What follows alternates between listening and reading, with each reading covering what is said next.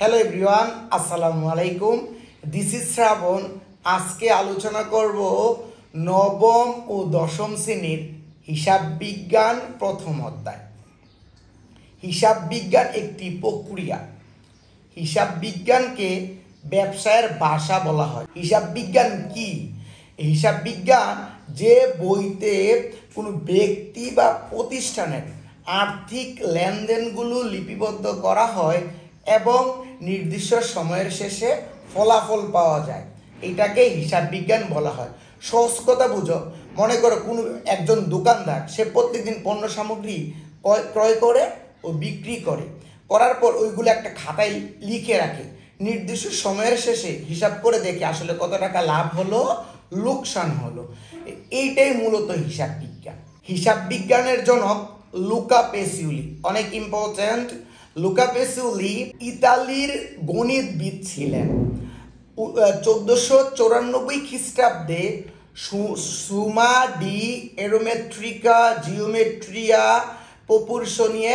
প্রপুরশনিটা নামক একটি গ্রন্থ লিখে। এখান থেকে অনেকগুলো অবজেক্টিভ চলে আসে, যেমন হিসাব বিজ্ঞানের জনককে লুকা পেসিউলি। কত সালে কাব্যগ্রন্থ লেখে? 1494 সালে। কাব্যগ্রন্থের নাম কি? ওই যে সুমা ডি এরোমেট্রিকা। পুরোটা মুখস্থ রাখতে হবে এমন কোনো কথা না, জাস্ট একটু মনে রাখলেই হবে। তারপরে সে কি ছিলেন? গণিতবিদ ছিলেন। কোথাকার গণিতবিদ ছিলেন? ইতালির গণিতবিদ ছিলেন। লুকা পেসিউলি এই যে গ্রন্থটা লিখেছে, এই গ্রন্থের মধ্যে এই দুই তরফা দাখিলা পদ্ধতিটা ব্যাখ্যা করে। দুই তরফা দাখিলা পদ্ধতি কি? মানে প্রত্যেকটা জিনিসের দুইটা পক্ষ থাকে, একটা হলো সুবিধা গ্রহণ করে আর একটা হলো সুবিধা প্রদান করে। হিসাব বিজ্ঞানের উদ্দেশ্য, প্রয়োজনীয়তা, গুরুত্ব বা কেন দরকার বা ভূমিকা একই কথা। এক নম্বরে হলো লেনদেন সমূহ লিপিবদ্ধকরণ। হিসাব বিজ্ঞানের সর্বপ্রথম লেনদেনগুলো লিখে আর্থিক ফলাফল ও আর্থিক অবস্থা জানা। হিসাব বিজ্ঞানের মাধ্যমে লাভ ক্ষতি হিসাব প্রস্তুত করে আর্থিক অবস্থা বা আর্থিক ফলাফল জানা যায়। প্রতিষ্ঠানের সম্পদ, দায়, মালিকানা সত্ত্বের মাধ্যমে আর্থিক অবস্থা জানা যায়। তিনটা মনে রাখবা। ব্যয় নিয়ন্ত্রণ। হিসাব করে কিন্তু মানুষ ব্যয় নিয়ন্ত্রণ করতে পারে। কিভাবে? আয় বুঝে ব্যয় করে। প্রতারণা ও জালিয়াতি ধরা পড়া। অর্থাৎ মনে করে একটা দোকানে 5-7 জন কর্মচারী আছে, এখন যদি প্রত্যেক দিন কত টাকা বিক্রি হয়েছে সবগুলো লেখা থাকে, তাহলে কিন্তু কর্মচারীরা চুরি বা প্রতারণা করতে পারে না। আর্থিক বিবরণী বিশ্লেষণ, অর্থাৎ প্রতিষ্ঠানের একটি নির্দিষ্ট সময়ের শেষে, মানে 2 বছর বা 3 বছর পরে কত টাকা লাভ হয়েছে, কত টাকা লোকসান হয়েছে, ওইটার আর্থিক অবস্থা জানা যায়। অব্যবসায়ী প্রতিষ্ঠান, যে সকল প্রতিষ্ঠান মুনাফা অর্জনের উদ্দেশ্যে পরিচালিত হয় না, যেমন স্কুল, কলেজ, হসপিটাল, মাদ্রাসা, এতিমখানা, এগুলো হলো অব্যবসায়ী প্রতিষ্ঠান। তো এগুলোর মধ্যেও কিন্তু হিসাব রাখার প্রয়োজন হয়। সরকার কি করে? বিভিন্ন জায়গা থেকে শুল্ক, ট্যাক্স এগুলো আদায় করে, এদের জন্য হিসাব বিজ্ঞান প্রয়োজন হয়ে থাকে। সভ্যতার শুরু থেকে, মানে যখন পৃথিবীতে মানুষ আসছে, তখন মানুষ কি করতো? গাছের গায়ে, কথাটা মনে রাখবা, গাছের গায়ে গুহা বা পাথরকে চিহ্ন দিয়ে হিসাব রাখতো। তাহলে সভ্যতার শুরুতে মানুষ কিভাবে হিসাব রাখতো? গাছের গায়ে, গুহায় বা পাথরে চিহ্ন দিয়ে। তারপরে মানুষ কি করে? দলবদ্ধ হয়ে বসবাস করে, সমাজবদ্ধ হয়ে বসবাস করা শুরু করে। তখন কৃষিকাজ শুরু হয়। কৃষিকাজের শুরু হয় কখন? মানুষ যখন দলবদ্ধ বা সমাজবদ্ধ হয়ে বসবাস শুরু করে। তখন তারা কিভাবে হিসাব রাখতো? এটা মনে রাখতে হবে।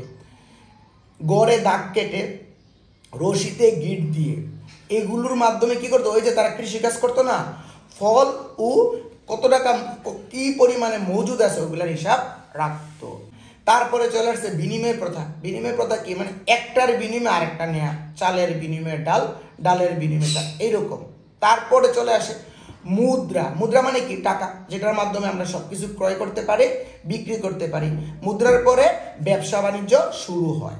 এই অবজেক্টিভটা অনেক ইম্পর্টেন্ট। হিসাব বিজ্ঞানকে তথ্য ব্যবস্থাপনা বলা হয়। প্রশ্ন, হিসাব বিজ্ঞানকে কি বলা হয়? তথ্য ব্যবস্থাপনা বলা হয়, বা তথ্য ব্যবস্থাপনা নামে অভিহিত করা হয়। এই তথ্য ব্যবস্থাপনা 2 প্রকার।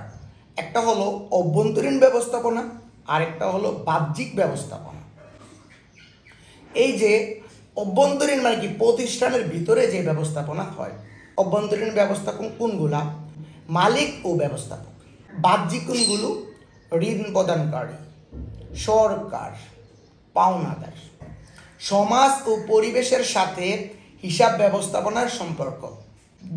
বায়ু দূষণ দূর করার জন্য আমাদের দেশে যে কোম্পানিগুলো আছে তারা বিভিন্ন ধরনের অর্থ ব্যয় করে থাকে। শিল্প বা কারখানা হতে ধোঁয়া আশেপাশের পরিবেশ বা মানুষের অনেক ক্ষতি করে, এগুলো যাতে না করে এই জন্য কোম্পানিগুলো অনেক টাকা ব্যয় করে, এটার জন্য অনেক হিসাব রাখতে হয়। সঠিক পণ্য তৈরি করা, উন্নত কাঁচামাল ব্যবহার করা, আবর্জনাগুলো সঠিক স্থানে ফালানো, কম শব্দযুক্ত যন্ত্রপাতি ব্যবহার করা, এগুলোর ক্ষেত্রে কিন্তু অনেক টাকা খরচ হয়। এই জন্য ওইখানেও হিসাব বিজ্ঞানটার প্রয়োজন হয়ে থাকে। সামাজিক দায়বদ্ধতা, যেমন কোম্পানি কি করে গরিব এবং মেধাবী ছাত্রছাত্রীদের জন্য অনেক সময় কি করে বৃত্তি প্রদান করে। আমার চ্যানেলে যারা নতুন, আমার চ্যানেলটা তারা সাবস্ক্রাইব করে নেবেন, বেল আইকনটি প্রেস করে দিবেন, এটা অনেক ইম্পর্টেন্ট। মূল্যবোধ হলো ব্যক্তি বা সমাজের, মানে কোনো ব্যক্তি বা সমাজের চিন্তা চেতনা, ধ্যান ধারণা, বিশ্বাস, এগুলো দীর্ঘদিন গড়ে ওঠার একটি মানদণ্ড।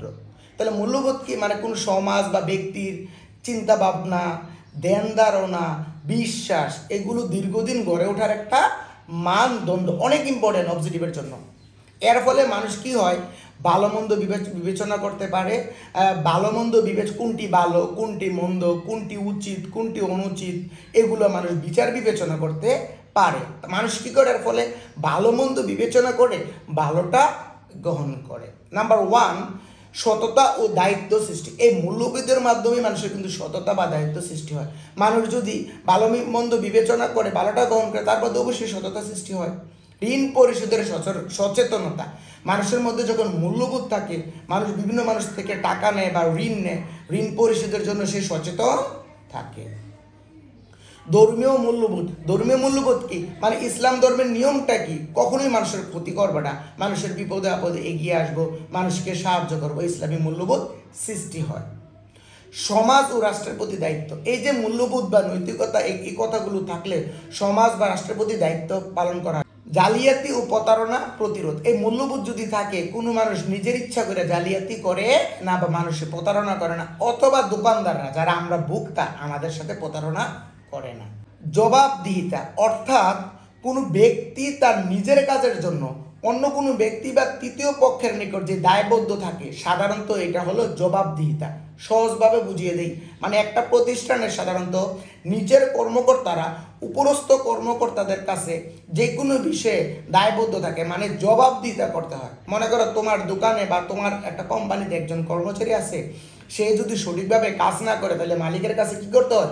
জবাবদিহি করতে হয়। জবাবদিহিতে জিনিসটা কি? মনে করো একটা কোম্পানির মধ্যে যারা কাজ করে কর্মচারীরা, তারা কি করে? ওই যে উপরস্থ কর্মকর্তা বা মালিকের কাছে জবাবদিহি করতে হয়।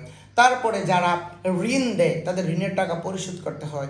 তারপরে যারা বিনিয়োগ করে, মানে ব্যবসা পণ্য বিনিয়োগ করে, তাদের কাছে জবাবদিহিতা করতে হয়।